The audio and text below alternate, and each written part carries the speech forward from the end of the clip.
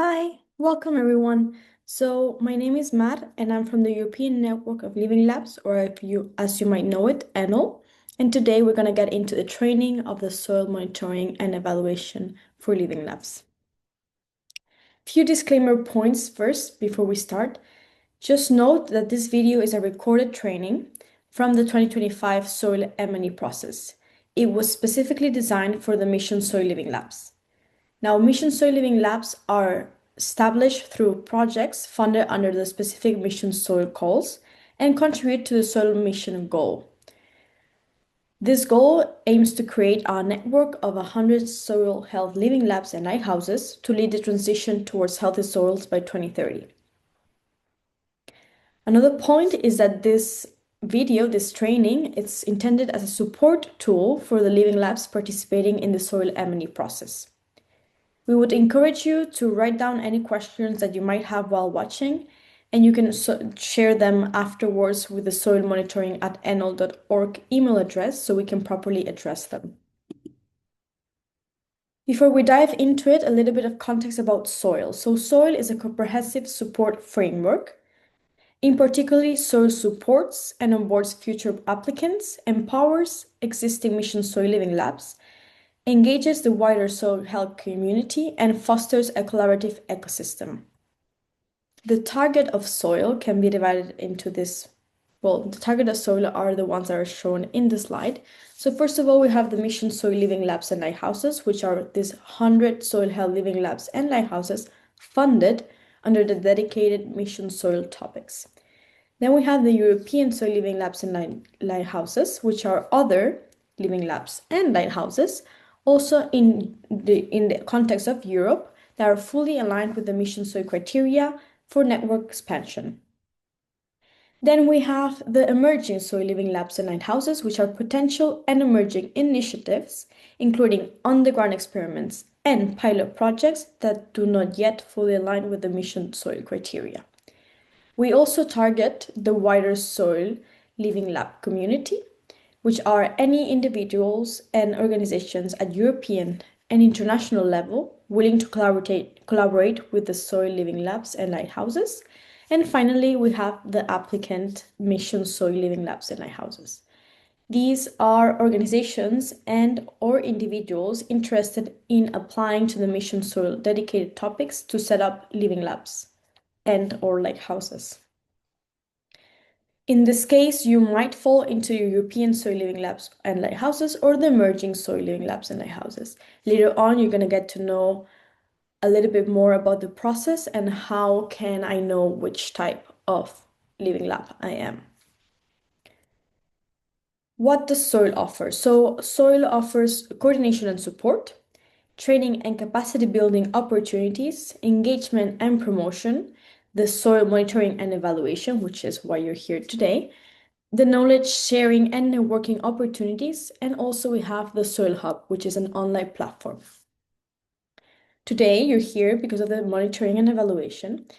And before we get into it, I want to communicate to you. So why are you here? Why are you watching this training? Before diving deeper into that, I want to provide a little bit of an overview. So Prep Soil was the first project funded under the EU Mission Soil. So this project was working on facilitating the deployment of a Soil Deal for Europe mission across European regions. Excuse me. So given that Prep Soil has ended, SOILL is taking over with the support structure for soil living labs. In this case, we have 3 projects, which are SOILL-Startup, SOILL-Step-Up, and SOILL-Scale-Up. And all the activities performed within these projects lead to the success and the achievement of the EU Mission Soil, which is building this 100 living labs and lighthouses network by 2030. But why you? So you're here today because you have been invited to this training due to the quality and potential demonstrated in the Living Lab pre-assessment. This pre-assessment follows a simplified evaluation framework designed primarily for mapping and initial categorization purposes. Either you have been fulfilling this survey under Prep Soil, which lasted until 2025, or under Soil, which goes from 2026 onwards. In both cases, you're here because of your performance, and that is why SOIL is inviting you to take part of the soil monitoring and evaluation process, which aims to identify the type of living lab, the labeling process that I'll later on talk about it. Regardless of this framework, the SOILL M&E framework, is an extensive framework that aims to track growth, assess maturity, and support continuous development of living labs and lighthouses in soil health across Europe. Now, following this part, you'll start to watch the recorded training, where you will hear about the M&E process, diving deeper into the context and purpose, the framework process, as well as the different reporting and support tools that you might have.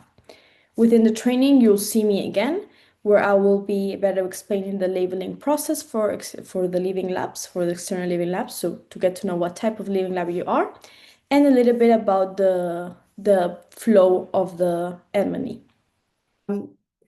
Some words on the disclaimer and license.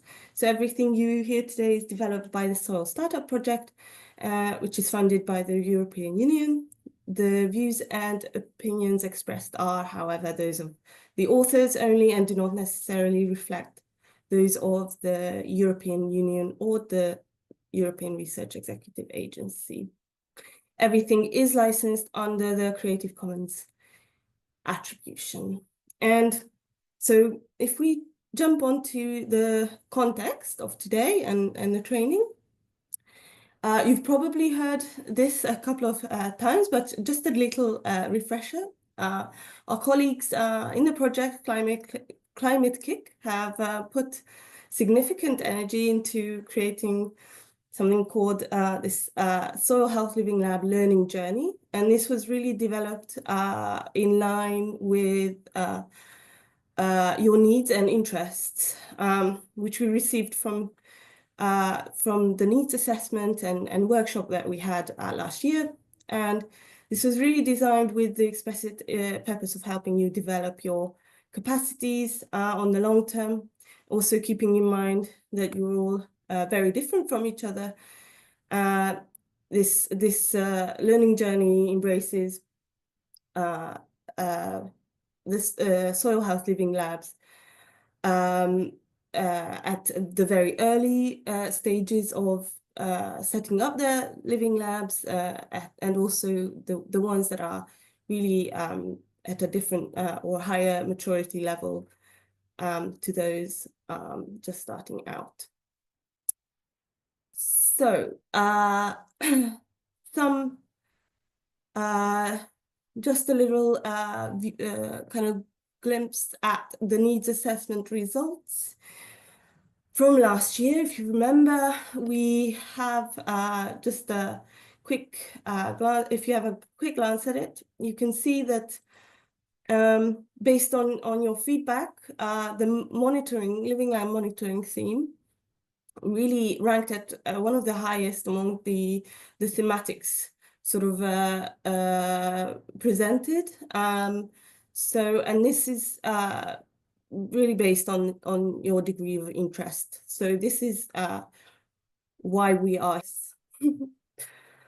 All right, let's introduce the speakers today, and so we can jump into the actual the training itself. So today we will hear from Julia Compondonico from the European Network of Living Labs, and also joining from the European Network of Living Labs is Koen Verwoerd. And then we have also Saskia Visser from Climate Kick talking to you today. So thank you very much. Thank you very much, Silla. Really nice to see you all again after the last training.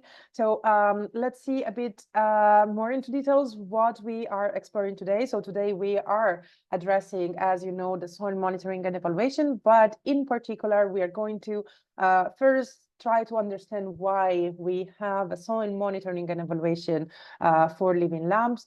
Then we will have a short overview of the context, so understanding the systemic approach of living labs, the mission, and also to our monitoring framework. Then we will start presenting you the framework, the structure, and what, answering the what question, then how to do it, so the tools that we have developed for you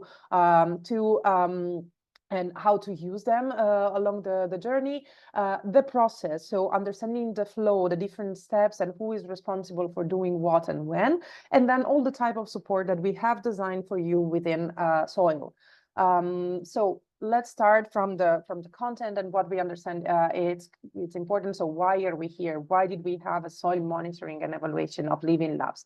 So if you remember, we have presented to you many times already what SOILL offer. We are here for the training and capacity building. We already met in person / online for the first engagement meetings. We try to coordinate and be there to support you. We will move to knowledge sharing and facilitate your work. But one of the key actions that was put aside for a moment was the monitoring and evaluation. So this is something we have presented you since the very beginning. But why doing soil monitoring and evaluation? So why monitoring living labs and lighthouses in the future is in line with the MEL. So MEL stands for monitor. So first of all, we want to ensure that through the regular monitor of your activities, we try to identify the results, the data, and the impacts to identify if there are, and be able to monitor the performances, the outcomes, and really have all the necessary information on what you are doing. Based on this, we will have an evaluation. So on evaluating the progress against the mission soil objectives, the mission soil criteria for living labs and lighthouses, but also evaluating if there are trends, if there are specific progresses, or sometimes stepbacks, some challenges that are identifiable based on the monitored results and data. And then based on this, we want to learn. So all these activities, we want to transform them into actions and recommendation to make sure that your activities, our activities, and many other activities in general can be improved to support a higher impact. So the entire scope is really to build this cycle and regular cycle for monitor in order to have improved support and improved activities in the end. But where do we start from?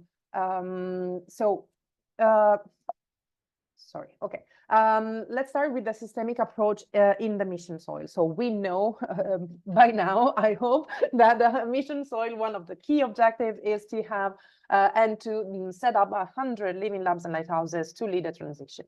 So for this, the lead a transition to healthy soil. For healthy soil, the mission soil identified 8 specific objectives. You well know them. You already identified your target ones. So it's important to consider these are linked and objectives to help achieving healthy soils. But these are not enough. The Commission also identified through a systemic approach not only where we want to go, but how we want to go. And for this, we have the 4 operational objectives. And living labs is one, and lighthouses is one of these 4 operational objectives. So you see that there is an overview of both where we want to go and how we want to go there.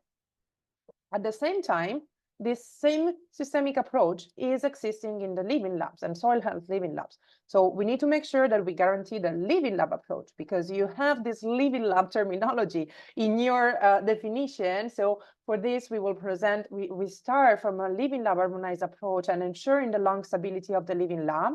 But at the same time, you're not a general living lab, you're a soil health living lab. So we need to ensure that you're complying with the mission soil objectives aligned to that, and also monitoring properly your contribution to soil health. Now we will go very quickly into this context. So for the, and also to understand that indeed we use the same approach. So this systemic approach for building this monitoring and evaluation framework. So starting from the living lab approach in an all, analyzing the criteria identified in Mission Soil Implementation Plan, delving and analyzing more the support derived by the PrEP soil taxonomy, and deriving the monitoring of soil that indeed consider both aspects. For what concerns the Living Lab side, so we have a definition of Living Labs that Enol is presenting.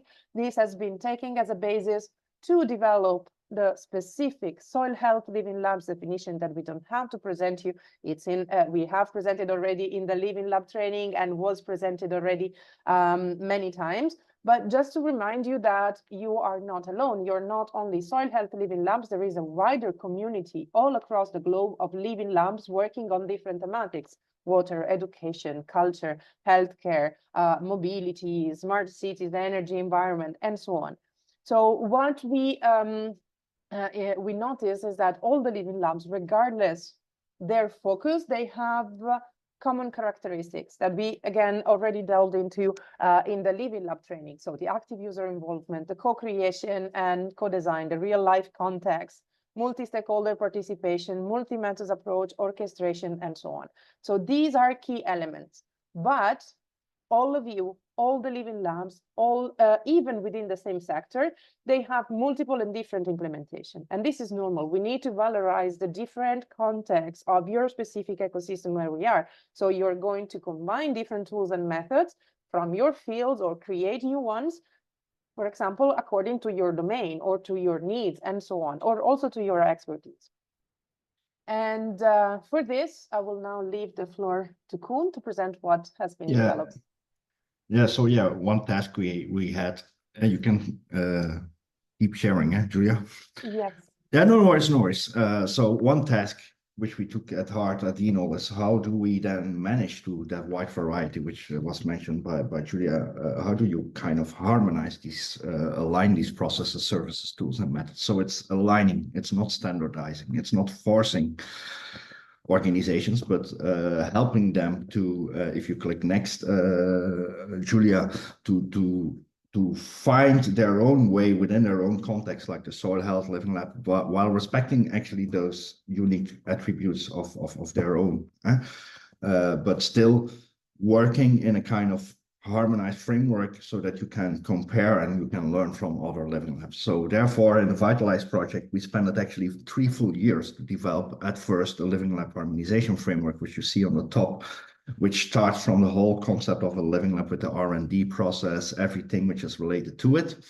And that we took as a basis to develop different methods and tools, like you can see in the bottom, to support all the different types of living labs, being the Living Lab Wiki, where an interaction can take place between different living lab practitioners and experts. You can pop questions and you can find knowledge there. We are developing a lexicon or a dictionary, or if you like. So we are creating the guidelines, but then the most important result of that project, well, not most, they were all important, but the most tangible result of that project was, among others, the Enol Living Lab Harmonized Evaluation Framework, which we are actually now using in this soil startup project as the basis to contextualize it to the soil. We did this already in the water, we did it in energy, we are doing it in health, in all the sectors actually, which was Julia mentioning. So if you go to the next slide, I would like to stress that this framework is built upon the 3-layered model of living labs, which was developed by Dimitris Gourman in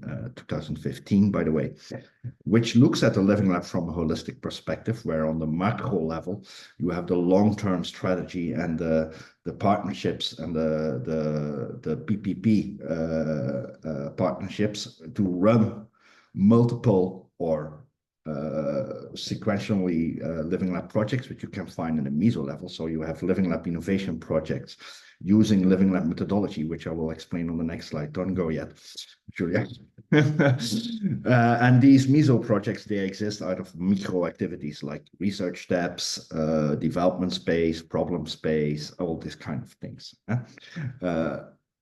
The nice thing about this, but also somehow the tricky thing, howsoever, is that these are in constant flux. Each level is influencing the other level at a constant pace.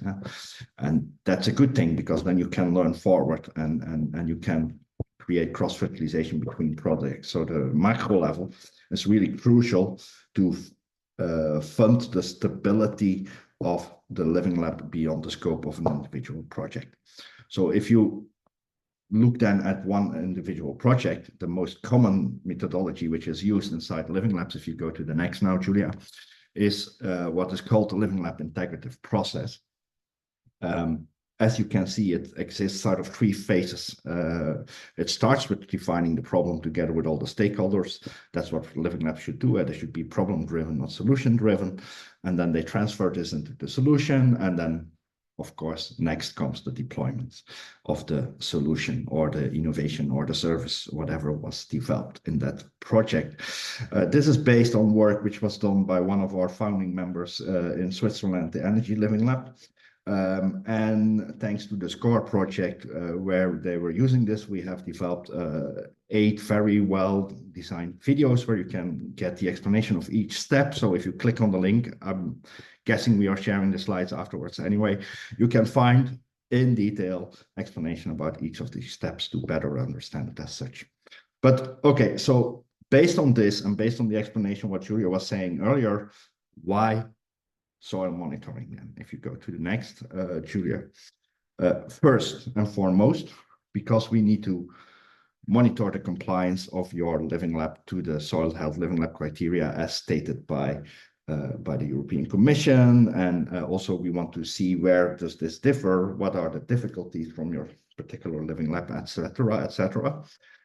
As a result of doing so, we can certify you both as mission soil health living labs or European. So if we have different categories, Julia, jump in at any time. I don't know them by heart. Apologies.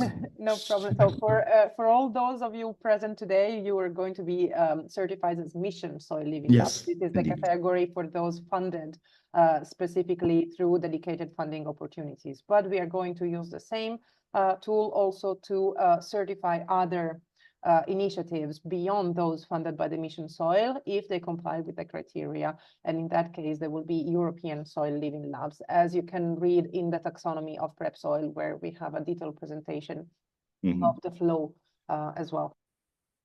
And this is necessary, but the main reason and the reason why we are doing this even more is to support your living lab or your soil health living lab with informed status of where are you at, and link this back to our dear friends from EIT Climate, which are building the capacity building program, and then help you identify what can I do to grow. And by having you doing this all, we can actually see at the overall picture and see where are then the weaker points when it comes in general to soil health living labs, or the stronger points, and where can you connect each other to learn from each other as well. So the benchmarking is a crucial part as well to identify the do's and don'ts, like mentioned on this particular slide. And I think by this, I'll be more than happy to give it back to you, Julia, if I'm not mistaken. To Saskia. Oh yeah, no, oh, apologies. Dearest apologies, Saskia. Yeah. No, yeah, because you can dive much more into the soil context. Yeah, so one thing that connects all the soil health living labs is obviously the soil. And I put here in the next pieces a little bit information on, okay, what does it require to actually do soil monitoring, and in which framework do we do it? Obviously, the soil mission has this vision to develop 100 living labs that show the way towards healthy soils in Europe. So that is the challenge for you to do, and for us to see to which extent can we support you in leading the way to healthy soils in Europe. The most important framework around it is the soil monitoring law. I've put here proposed soil monitoring law because whatever is in the document that I present in here has been adopted as an overarching framework, but there are still negotiations around going on which parameter, which characteristics. So it is still under heavy negotiation. But what is important is this soil monitoring law really supports Europe in their ambition to achieve healthy soils by 2050, and it provides this legal framework to achieve that one.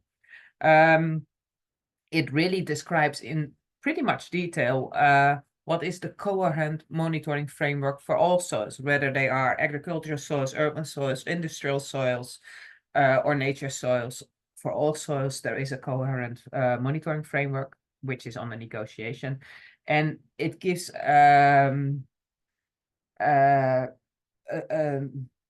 it makes sustainable soil management really the norm. So it works to support sustainable soil management to be the new normal in Horizon Europe.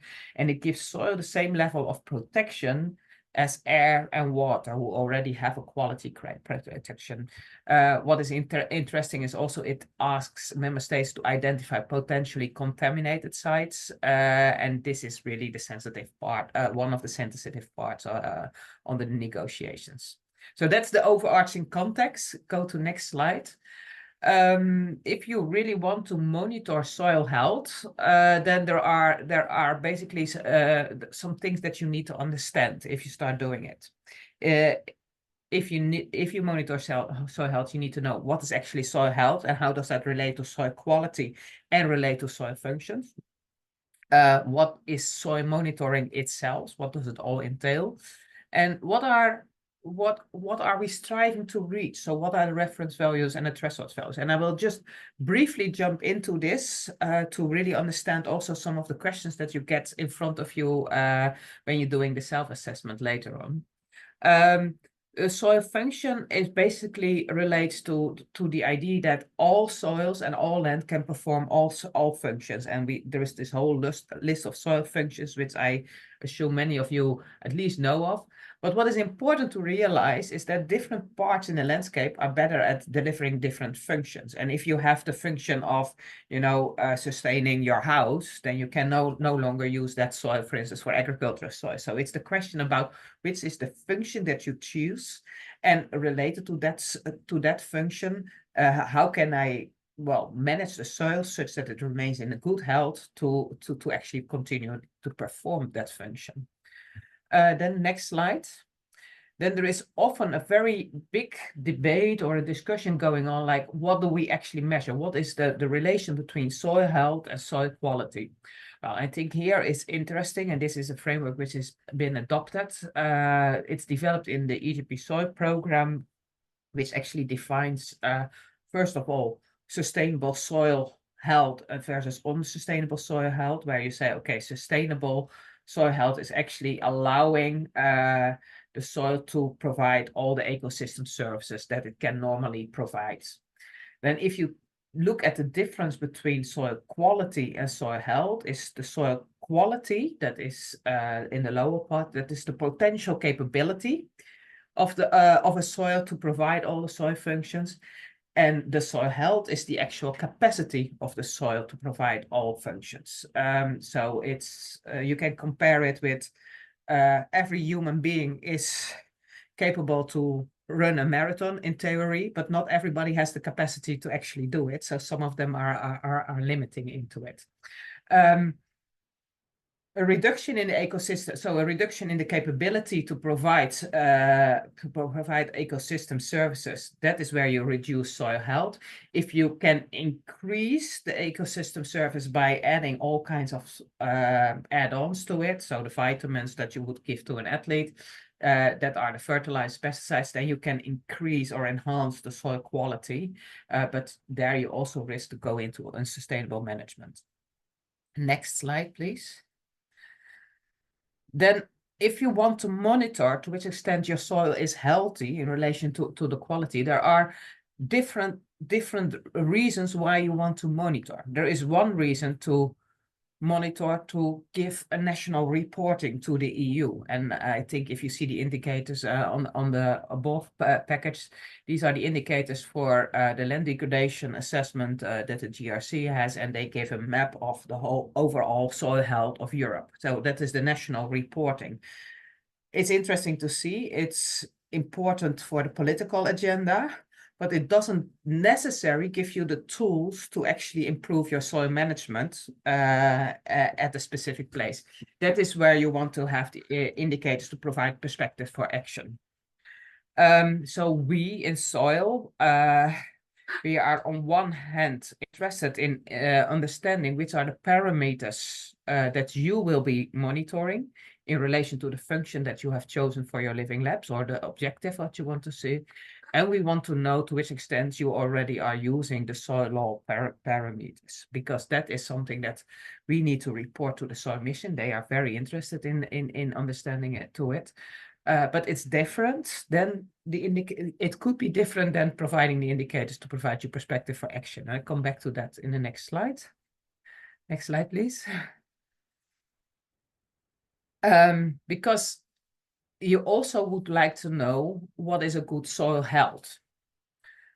Because now you have defined what is soil quality, what is good soil health. So how do you actually assess whether a certain value of a parameter, like for instance the pH or the carbon content, whether it's a good value? Well, there are different approaches to a good soil health, because you can either say, okay, I want to have a soil health for managed according to a critical threshold, or according to an optimal threshold, or I can reach a threshold value in a certain assessment. But how do you assess these values? Because these varies according to the soil, to the paleoclimatic zone, and so it's quite a tough job to really find what are the right threshold values. So at this moment, there is no validated assessment system with that specific level of detail. But here again, EGP Soil has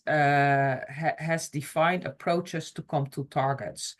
And for that, if people are interested, saying, okay, I want to know what should be a threshold or an ambition for my soil health values, then we can dive into much more detailed whether we want what type of how do you come or how do you set your threshold values. And that relates to some of my questions. Next slide. So if we are monitoring soil health, why do we as soil support you into it? Oh, first of all, because the soil mission is really interested in what are the indicators that you as soil health living labs and soil health lighthouse are using to measure your soil health, and to which extent do they already relate to the soil mission law, soil monitoring law. Then they are really interested to explore what is actually the contribution or the progress of the Soil Health Living Lab to healthy soils in Europe. And at the other hand, the GRC specifically, what is interested into finding out what are new developments in soil monitoring practices. So that's an additional question related to it. And I assume, that's my assumption, that you would want to monitor your soil health to generate insight in the progress of soil health of your living lab, that you want to translate that soil information into soil management advice and improved practices, and you want to understand the quality of your innovative monitoring practices. So next slide. So this is what you can then expect from us.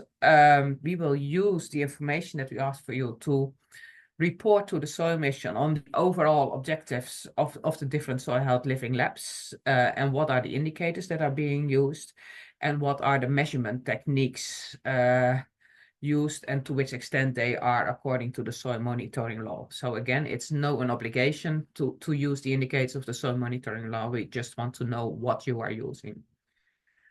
We are also very much interested in your soil monitoring plan, because we want to give more or less an assessment in the overall quality of your soil, of the soil monitoring schemes that are being used.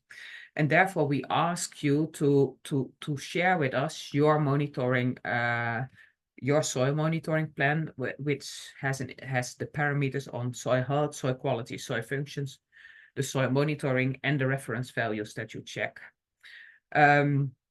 And based on that, we can give you then again feedback on that monitoring plan, or help you improve it, or address questions where needed, or for instance, support you in defining what are your threshold values and your target values. So this is what you can expect from us. To that sense, we are really interesting. We have some Menti questions for you. As we were saying, happy to leave the floor to Koen to present you what he has been designing for us together with the great team. Yeah, before you start sharing the next slides, indeed, it's not me. I didn't invent this thing. It was a joint effort by people from multiple different Living Labs practitioners, EIT, all the partners involved, but also the mission secretariat. So this is an exercise which is done by close to 40 people.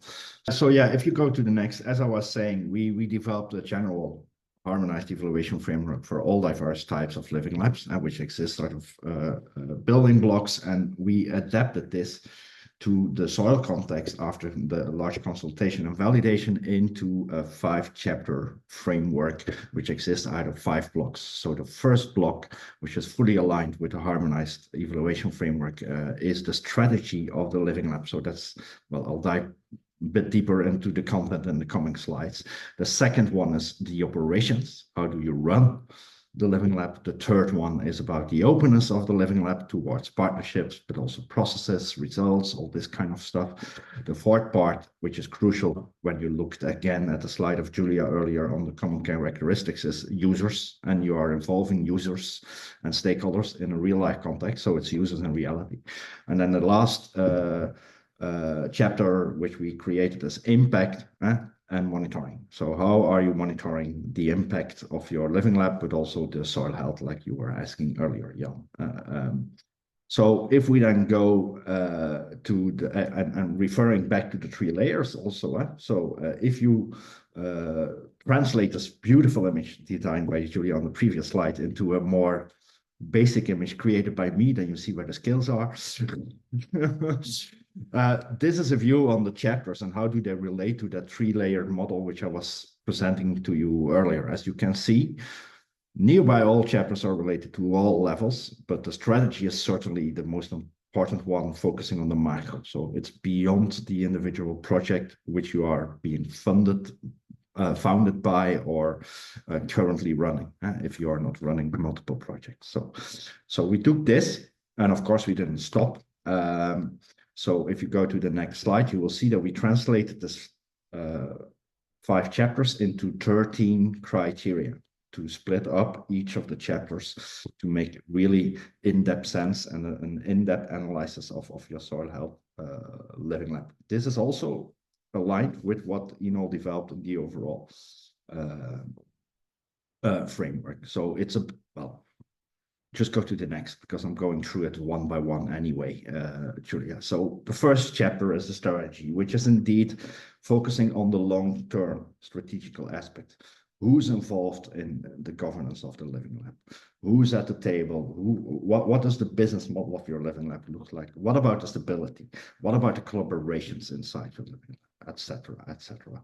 And we divide this indeed into 3 criteria, which is at 1, the governance. So your living lab should have a strategic roadmap with a vision and a mission, which is co-created with the stakeholders, ideally. And that should be somehow formalized with a collaboration agreement. This is not the same as a grant agreement of the project which you are functioning in. That's not a collaboration agreement which we are referring to. This is about the partners, the crucial partners in your soil health living lab, stating, okay, we want to go beyond, and I think Gov for All was represented. I saw this somewhere. So beyond Gov for All, what happens the day that Gov for All ends? We want to continue our soil health living lab. So how do we deal with that? That's governance. Business is, what are we going to offer to which kind of stakeholder, when and how? That's the business model. That's usually the least difficult to explain to people. And then you have ecosystem collaboration. Again, how, when you look at your ecosystem, because living labs are orchestrators of an ecosystem. So how and with whom of the different actors of the quadruple helix are you collaborating in the long term? So again, beyond projects, on a local, regional, national, even international scale. So that's the first chapter. When we jump then to the operations, we dive a bit down. Of course, it's related to all, but how you run your projects, how do you structure the operations of your living lab in the long run, and then who's doing what in the specific micro activities. If you click next, so this is about who's involved, how do you run it, how much time can be spent, and what kind of supporting equipment and infrastructure does your soil health living lab have?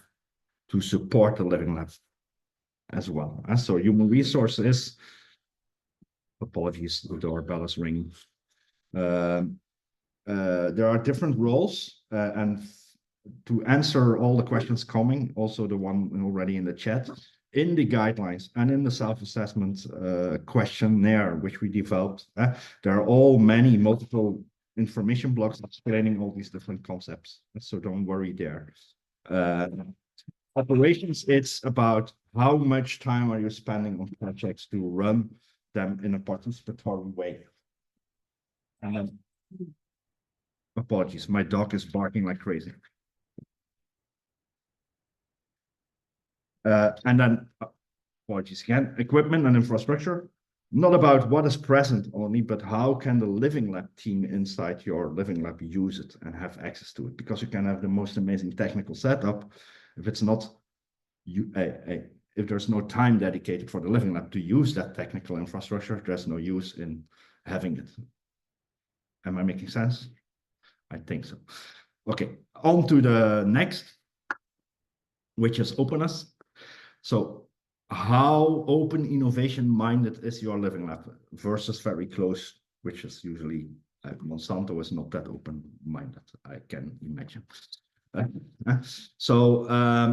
we will not only focus on which processes do you put in place to guarantee that you have a kind of iterative approach to innovation or an inclusive approach to the stakeholders, etc., but also about the partnerships. How open are you towards new partnerships in your Living Lab? How open are you to let's say external stakeholders not actively involved in the Living Lab, etc., but also the ethical approach, of course. And then ownership of results, which is, I think, crucial when you talk about open innovation, that you need to think in advance about who is going to benefit from the outcomes of this particular innovation trajectory, and how do we license this, and how do we work with privacy related data, etc., etc. So that's all clustered under ownership of results. To me, the most important part is the next one. It's users and reality, because this is the core element which defines the difference between a Living Lab and other innovation labs. But I'm biased. I'm a people manager for 20 years in Living Labs. So anyway, it looks at how do you collaborate with users, and users are people participating in the activities of your Living Lab. Which kind of level of influence can they have on the innovation? Are you just consulting them, or are they really building the thing together with you, for instance, to give some guidance on the difference?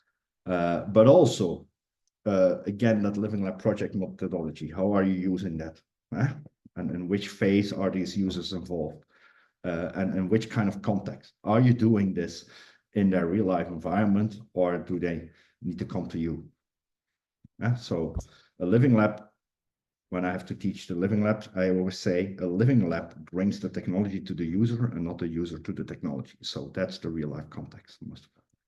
And then last but not least, of course, impact and monitoring. There is no use in putting all these efforts if you cannot prove that you are changing the world, to see it on a bigger scale. But so we are going to look at your Living Lab from two different perspectives. One is the impact, and the second one is the monitoring. If you click next, Julia.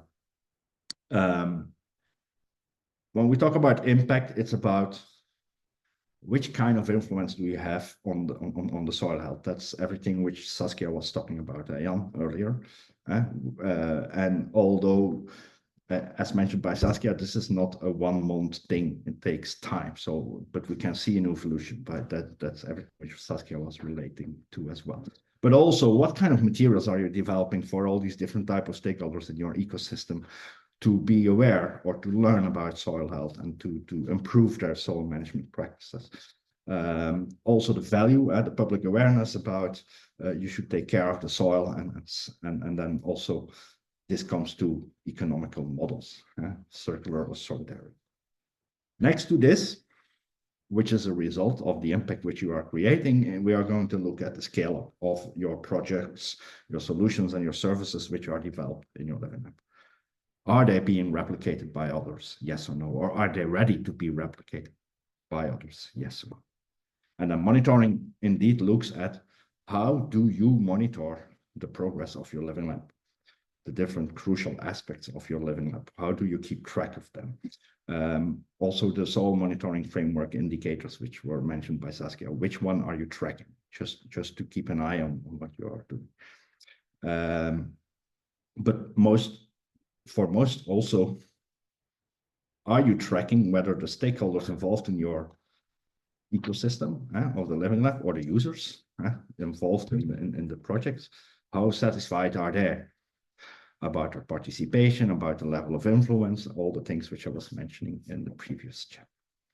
So this is the SOIL monitor and evaluation framework. And I think you are going to take over for the tools, Julia, again, but let's first indeed hear the questions. Are there any questions? No questions in the chat yet. Yeah, well, that was about the project, about the article of Dimitris Koerman. It's not an article; it's a full PhD dissertation, so you will have a read. Yeah. And just also for you to know, we will have the full bibliography at the end, including additional reading that we recommend. So, and just as a background context, this three-layer model by Schoolman, because you were referring to it, inside ENOL and outside ENOL, actually, it's used as the base to kind of define the structure of a living lab in the long term. So when ENOL was founded back in 2008, of course, we were not using this because it's only founded in 2015, but we have certified over 500 living labs within the ENOL network. And this has evolved, but ever since 2015 that he came up with this model, we started implementing it in ENOL because we know that this approach will help you to become stable. And by stable, I mean financially stable beyond the scope of one individual revenue stream, let's say. So taking this into account. So questions? I have a tendency to speak too much. Since I have a question, just be aware that all the recording, the slides and everything you may have missed at the beginning or may miss at the end will be shared with you. Just give us some time, so early next week, but you will see later also with the timeline. So don't worry, you will receive emails with all the information, including guidelines for the next steps. So any question on the framework? Is everything clear? Thank you. Thank you is super. a token of. So what we're going to see now is all the monitoring and evaluation tools that we have designed for you. So helping answering the how we are doing it. We're going to do it later. So first of all, it's important to distinguish two types of tools that we are have worked on. So the one side is the reporting tools, and here you will have two main tools: a quantitative self-assessment questionnaire that will be online on the SOIL Hub, and a qualitative questionnaire. Here it will be a Word version, an editable document where you will address more open questions. But of course, to help you do that, we have developed a series of guidance tools. First of all, the SOIL monitoring and evaluation guideline, which is really the how to do all the different activities and presenting in a narrative way what we are presenting here today. Then we have the guided questionnaires, meaning the overview of all the answers you will need to address in the two tools, and the IT guidelines, because as I mentioned, one of the tools is online, so we will show you how to work, how to do it, and a step-by-step guideline that has been provided by our IT colleagues in LGI. So very quickly on the overview, so there are two tools, quantitative and qualitative. What is the main difference between them? First of all, is where we do it. I already mentioned one is online on the SOIL Hub, and the other one is an offline on Word or editable document that you will need to translate in PDF and save in PDF for us. The difference is the number of questions. So there are 47 questions in the quantitative and 14 questions in the qualitative. But there is a difference, so don't worry about the 47. Almost every 40 of the 47 questions is closed questions to help us, identify trends and so on. And in the qualitative, all the questions are open-ended, where you will have one page to respond, and you will always asked to provide supporting evidences, if available, to complement this answer. But also there's a difference in the reporting, in the feedback that you get. Once you do the self-assessment online, you will have an immediate downloadable report that you can see. You will see already, we will show you later the trends, the graphs you will see, so, and the formulas behind, to see where you stand across the 5 chapters that Koen presented and the 13 criteria that he presented. While for the qualitative, to get a full feedback, you will need to wait the full soil evaluation process that I will present in a moment. So entering into the self-assessment, I would like you to see a very nice introduction video that better presents how the tool works.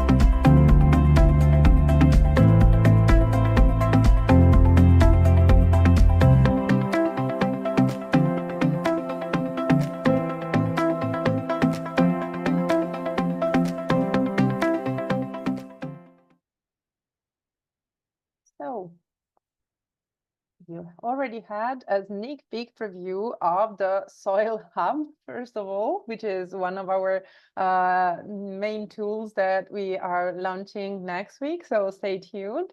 Long awaited. It's our main collaboration platform, but also you have an overview of how the self-assessment tool will look like, is looking like. We are waiting. You will see next the exact timeline, but also, since the video is nice, but probably you want to refer to that, be aware that we have some slides to present the key features presented here. So the navigation bar, the guidelines, introduction, and the questions, and the different chapters. So you see that the chapters correspond to what Koen presented, how to navigate, how to expand, attention to the breaks. That means that the guiding text is changing. and the questions. And as I mentioned before, you will see in the questionnaire that most of the questions are closed ones. So it could be from drop down, it could be multiple selection possibilities, one selection possibility, but it's really, so it's 47 questions, but it's going to be really fast to fill it up on that sense. And we have only few open questions that are really for you to share information that are non-trackable, let's say, or not easily pre-filling in a list for you to select from. Also, as we mentioned, the submission, and be aware that you can submit and reuse this form anytime you want. So we will have annual due dates for the soil monitoring, but you can use this tool anytime important for you. So what is important is also to see the, you were seeing the sneak peek preview in the video. You will receive the results directly when you connect, and you can download a PDF with all the report and these graphs, so the criteria, the chapters and the criteria, but also all the answers that you have provided. This can be used by your Living Lab as you prefer. You can use it for your reporting to the Commission on your periodic report. You can use it for discussions or other. This is really up to you to decide. This report will be available only to you and to soil evaluators assigned to your Living Lab for supporting the evaluation. So you are the owner of these answers. Then let's move to the other tool, I see some questions. If it's okay, we will address all the questions in a bit when we have the dedicated one. Yeah. If you want to write it down, we will just so you, in case you don't forget. So for the qualitative assessment questionnaire, this is a tool, as we said, is a Word document. So you here again, you have guidance, as you can see, the introduction, the presentation of the framework. Here, you will be requested to include your Living Lab name to be sure, but also to ensure we track the correct Living Lab to the quantitative one. For the moment, we are asking you to provide also information on the email of the person sending the form. This is mainly necessary for us in case something is not clear. We prefer to double check with you to make sure we have the correct understanding rather than do an evaluation maybe on some misunderstandings. Then, as you can see, you will have one page for all the questions, so 14 open-ended questions. And for each question, you're invited to provide supporting materials for the specific question that can provide additional information for the evaluators to understand. For the guidance tools, as I presented before, so you will have the full soil monitoring and evaluation guidelines, which aims to be a complete guideline to the process for monitoring and evaluating your Living Lab, complemented, as I was mentioned, by the self-assessment, the guided templates of the questionnaires and the IT how-to. So how to create a profile, how to log into the hub, and how to fill the self-assessment. For the monitoring and evaluation here, we're really trying to do the full process, mainly covering, as I mentioned, in the narrative way, what we have seen today. So the soil health Living Labs, so combining the soil health and the Living Labs as we presented today, but also understanding the framework, the chapters, how we got there, who contributed to this, the process, the timeline, the reporting tools, the how-to, a more detailed presentation on the data management and access. So who manages, who accesses your monitoring evaluation, how we're making them secure, and also all the type of support you can receive by us. So really more or less, more in detail what we saw today. Then we have the guided questionnaire. So for both the self-assessment and the qualitative, we have developed these guidelines for you to see the question so that you can prepare in advance. This is really highly recommended. You see that the guidance text is also included and identified. You remember in the self-assessment, we have the introduction or the side one. Here in the document, it's simply identified by a dark green line or a lighter orange line for you to identify what is guiding and what is the question. And for the IT how-to, you will receive the PDF of the guidelines. There's a website that has been provided where all these sessions is also available, but mainly the guideline covers how to create a profile on the Soil Hub, how to update your settings, update your Living Lab profile page, and submit a self-assessment for your Living Lab. Just be aware that to help you, the colleagues of LGI already created your Living Lab page. So you don't have to create your Living Lab page. All the information you have provided in the onboarding survey and that has been used for the soil catalog of Living Labs has been already used to create your Living Lab profile page. You will be given access to that and you will have the chance to update it and submit the self-assessment. So we hope this is a nice gift to avoid you having to reinsert yet another time the same information you already provided us. So now that you have learned about the soil monitoring and evaluation, let's get deeper into the labeling process. So on the screen, you see right now the different types of living labs in soil. These are the Mission Soil Living Labs, which are living labs that are specifically funded under the dedicated topics of the Mission Soil, and they are fully compliant with the criteria of the Mission Soil. Then we have the European Soil Living Labs. These are the ones that exist within the broader European landscape and that are fully aligned with the Mission Soil criteria. But in this case, they do not receive any direct funding from the dedicated Mission Soil topics. And lastly, but not least, we have the emerging living labs. These are potential and emerging initiatives, including on-the-ground experiments and pilot projects. And in this case, they also do not fully align with the Mission Soil criteria. Versus the other two, they do align. So that's also a key difference. This slide provides a little bit about the labeling process, the overview of the labeling process. So the main objective here is to identify other European initiatives, other European living labs, and if they are aligned to the Mission Soil objectives and the living lab criteria, and to understand what type they are.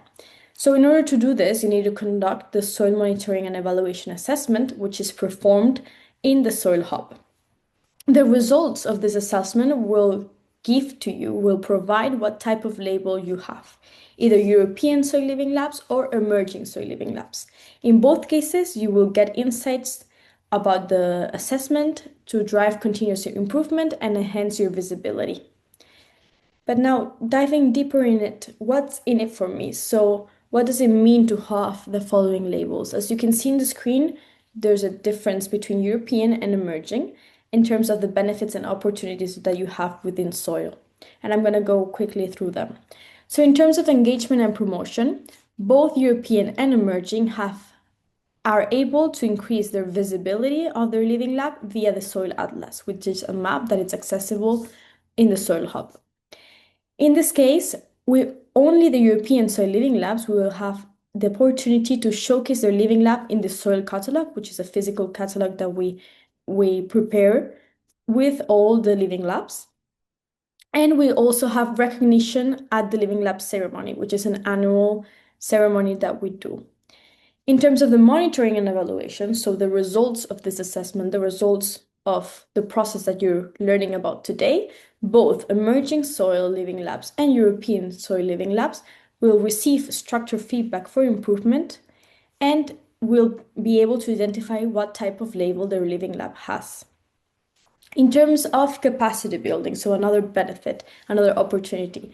In this case, these are only accessible and possible for the European Soil Living Labs, which are the training and mentoring support, and the eligibility for travel support to trainings or events that Soil organizes.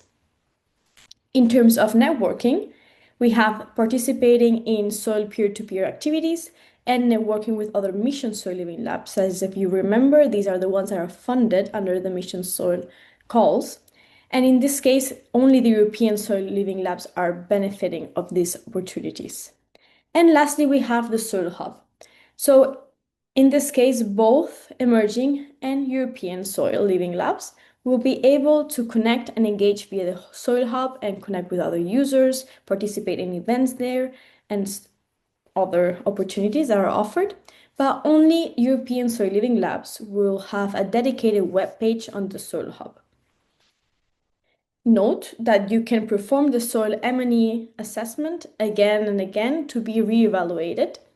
And in this case, that is really beneficial for the emerging soil living labs, which then, if they perform well and they have a good outcome of the M&E, they can be labeled as European soil living labs and thus access the benefits and opportunities that these type of living labs are eligible for. Also, we wanted to share it with you that once you complete the M&E assessment and you get your label, you'll be able to showcase your initiative in the Soil Atlas, which is the one that you see in the screen, which is also accessible through the Soil Hub. Now, I've been talking a lot about the Soil Hub and providing information about the Soil Hub, that you need to do certain things in the Soil Hub. So before continuing with the training, let me get into what the Soil Hub is. So first of all, it's a central digital platform for Living Labs community to foster collaboration, knowledge sharing, and innovation for sustainable soil management. In here, we have different opportunities, different tools that users can use. We have the working groups and collaborative spaces. Then we have events and webinars, including with a calendar. We also have users and organizations where you can check and chat with other users and coming from different backgrounds. There is the Living Lab Atlas and profile pages, like I mentioned before.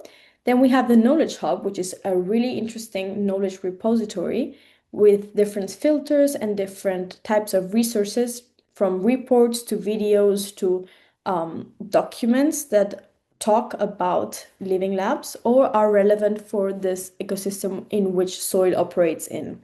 And then we have the help desk, which is also a really useful tool in case you have any questions regarding anything related to soil or regarding the living labs or regarding the more technical questions about soil management. You can access the help desk and submit questions there. And finally, we have an IT help center and code of contact in case you need more support. Now you might ask, how do I do it? How do I create a profile? So then this is a step-by-step guide. First, you visit the hub via the website put in the slide or with the QR code. And there you can create an account by clicking register with some normal details that you will be asked for, like the name, email address, and other basic information. Then you will receive a PIN code, which you will be able to enter to be able to log in. And once you're inside, you are logged in, you can explore the platform, you can complete your profile, you can join groups, attend events, submit questions of the help desk, also follow the M&E assessment, and collaborate with other users. Now that you've gained all this information, let's get deeper into the soil monitoring and evaluation process. So the evaluation flow, there is living labs on one side, and then there's soil on the other side.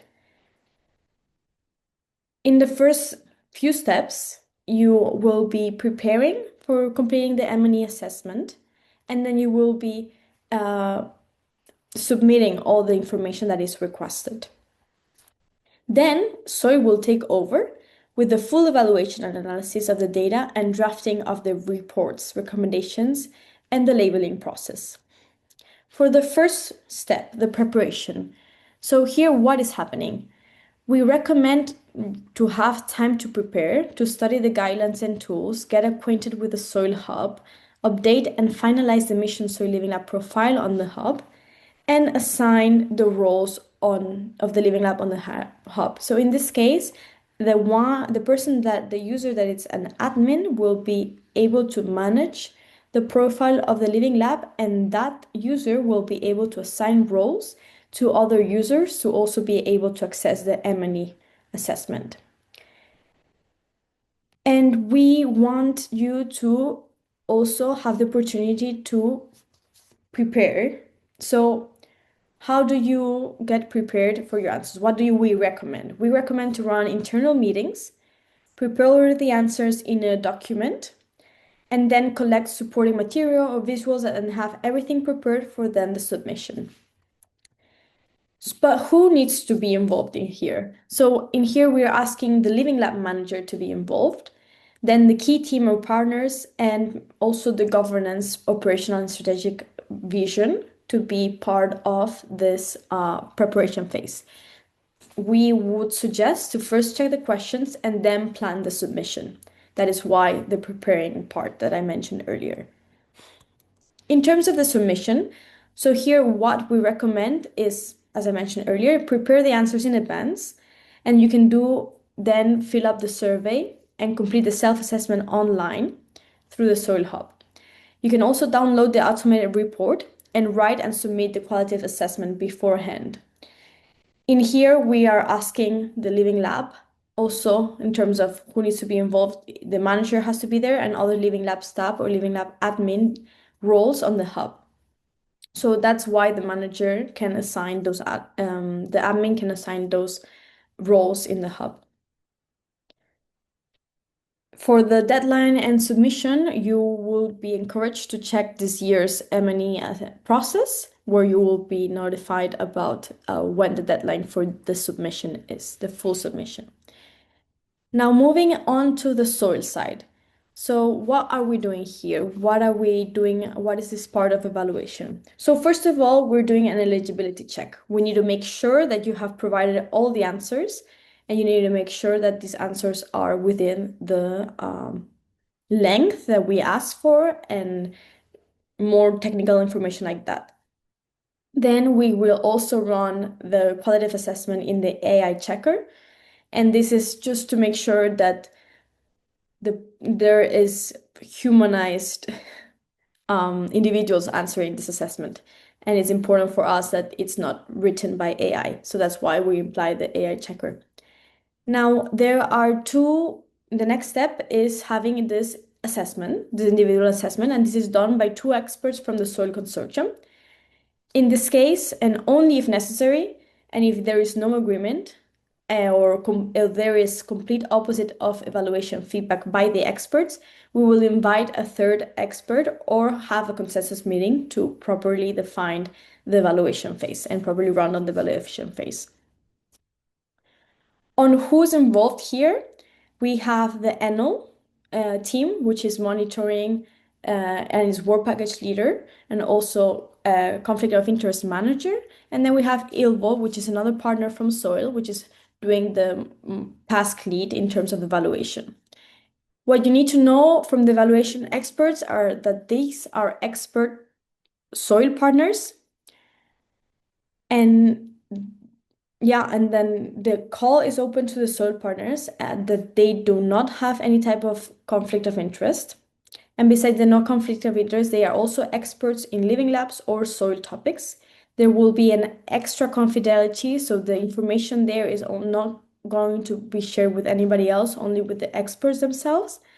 We also try to have these experts be assigned to different Living Labs in terms of other countries, so that the Living Lab that the expert is knowledgeable about. So if the expert is a Living Lab manager, for example, and this Living Lab is in France, we try not to assign these expert to the Living Lab of France that is applying. So that's trying to differentiate that to further be rational with this evaluation. And on the conflict of interest, it is important for SOIL. So the conflict of interest is a really key part for SOIL, and we make sure and we're checking all the time that there is no involvement in the Living Lab projects by the experts that are evaluating at the organizational nor department level. They will not apply to the mission SOIL topics and all for the Living Lab projects. And each individual CLOI provides, so conflict of interest, provides clear clearance of the involved staff. Moving onwards on the report recommendations and label. Here, you will still have ENO and ILVO, but there's a new partner, that's Deltares. They are also helping with the report recommendations and labeling process, besides the evaluation experts, of course. And whom or what? So what we do here is reporting. We write reports, first of all, to the commission. It's a full report including individual data that it's non-anonymized, statistics, analysis, label of the labeling process as well, and the key takeaways. And here it's really important to know that this is a confidential deliverable. It is only shared with the EC, and the main purpose of this document is to guide the mission source secretariat mainly. There's nothing else about it.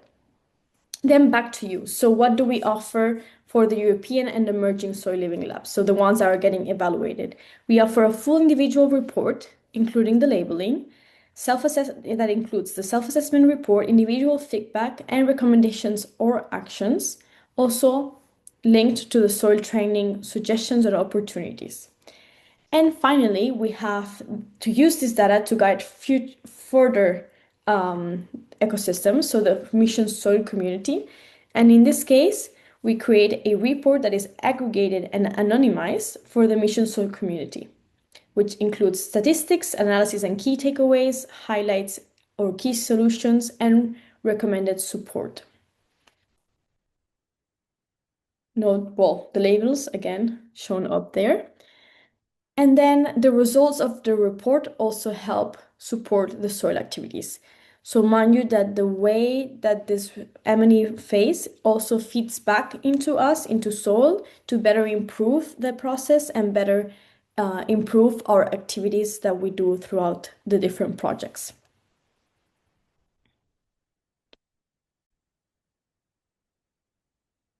So soil still supports you throughout this process. And that's why this slide, we wanted to share how can you get the support.